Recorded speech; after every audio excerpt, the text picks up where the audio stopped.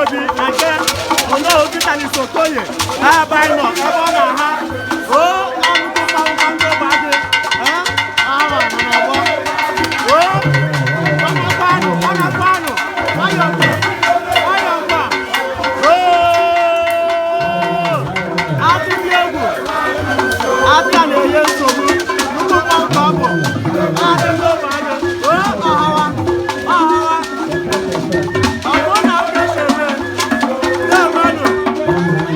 aka m na nke ego na-adị ugwu na Philippines